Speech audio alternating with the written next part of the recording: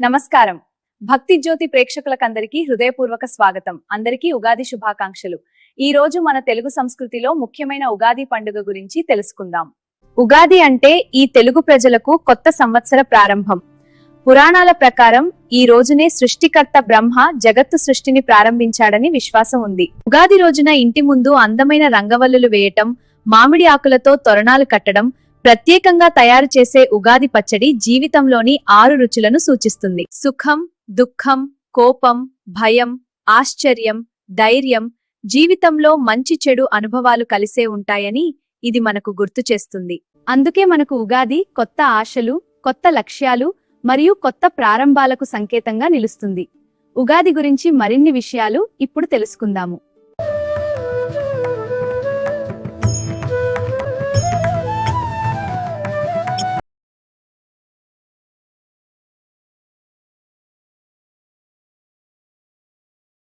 మత్స్యావతారంలో వేదాలను అపహరించిన సోమకుని శ్రీ మహావిష్ణువు వధించి వేదాలను బ్రహ్మకు అప్పగిస్తాడు. ఆ శుభ తరుణమే ఉగాదికి నాంది అని పురాణ ప్రతీతి. చైత్ర శుక్ల పాడ్యమి నాడు ఈ విశాల విశ్వాన్ని బ్రహ్మదేవుడు సృష్టించాడు. కనుక సృష్టి ఆరంభించిన సంకేతంగా ఉగాది జరుపబడుచున్నదని కూడా శాస్త్రతం చెబుతున్నది. శాలివాహన చక్రవర్తి చైత్ర శుక్ల పాడ్యమి నాడే పట్టాభిషిక్తుడై తన శౌర్యపరాక్రమాతో శాలివాహన యుగకర్తగా భాసిల్లాడు. విక్రమార్కుడు పట్టాభిషిక్తుడైన శుభదినం కూడా ఇదే రోజే. సృష్టి ఆరంభమైన దినమే నక్షత్ర గమనం ఆరంభమైంది. ఉగ అంటే నక్షత్ర గమనం, ఆది అంటే మొదలు. అదే తర్వాత కాలంలో ఉగాది అయింది. కారణాలేవైనా ఈ జగత్తులో చైతన్యాన్ని రగుల్కొల్పి మానవాళిలో నూతనాశయాలను అంకురింపచేసే శుభదినం ఉగాది.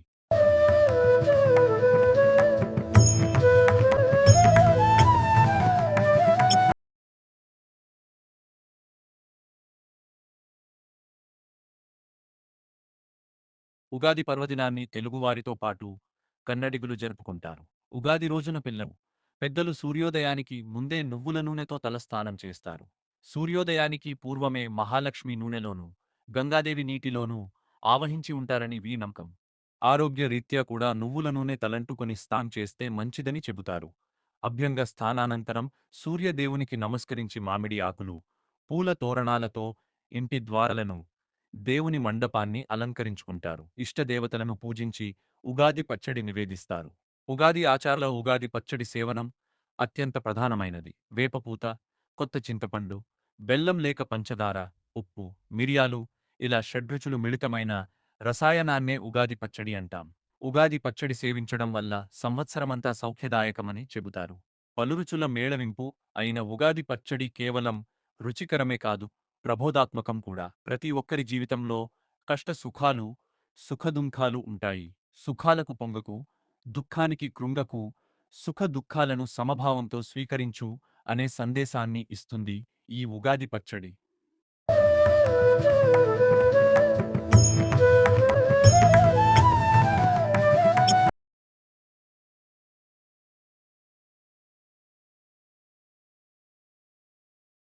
ఉగాది నాడు దేవాలయాలు, గ్రామకూడలి వద్ద పండితులు, సిద్ధాంతులు పంచాంగ శ్రవణం చేస్తారు. తిథి, వార, నక్షత్ర, యోగ కరణములనడి పంచ అంగాల సమన్వితం పంచాంగం. కందాయ ఫలాలు స్థూలంగా తెలుసుకొని తదనుగుణంగా సంవత్సరం పొడవునా నడచుకొనుటకు నాడే అంకురార్పణం గావించవలెనని చెప్పబడియున్నది. ఉగాది నాటి పంచాంగ శ్రవణం వల్ల గంగానదిలో స్నానం చేస్తే లభించేటంత ఫలం లభిస్తుంది.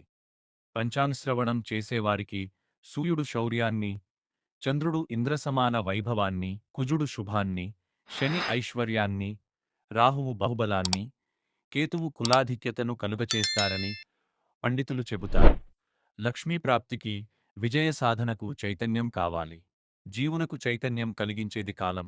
ముఖ్యంగా ఉగాది సమయం గంటలు, రోజులు, వారాలు, పక్షాలు, నెలలు, ఋతువులు, ప్రాణులు కాలస్వరూపమైన సంవత్సరంలో నివసిస్తున్నాయి. ప్రకృతికి కారణమైన శక్తిని ఆరాధించటం హిందువుల సంప్రదాయం. ఉగాది నాటి పంచాంగ పూజ, పంచాంగ శ్రవణం కాలస్వరూప నామార్చనకు ప్రతీకం. పంచాంగ పూజ దేవి పూజ సదృశమైంది. అంతం, ముసలితనం, మరణం లేనిది కాలస్వరూపం. అదే దేవి స్వరూపం. అందుకే పంచాంగ పూజ పంచాంగ శ్రవణం దేవి పూజ ఫలాన్ని ప్రసాదిస్తుంది. కాబట్టి ఈ ఉగాది పండుగ మనకు ఒక గొప్ప సందేశం ఇస్తుంది. జీవితంలో వచ్చే ప్రతి అనుభవాన్ని సమానంగా స్వీకరిస్తూ ఆనందంగా ముందుకు సాగాలి. మరొకసారి భక్తి జ్యోతి ఛానల్ తరపున అందరికీ ఉగాది శుభాకాంక్షలు. శుభమాస్తు పొరస్ముని.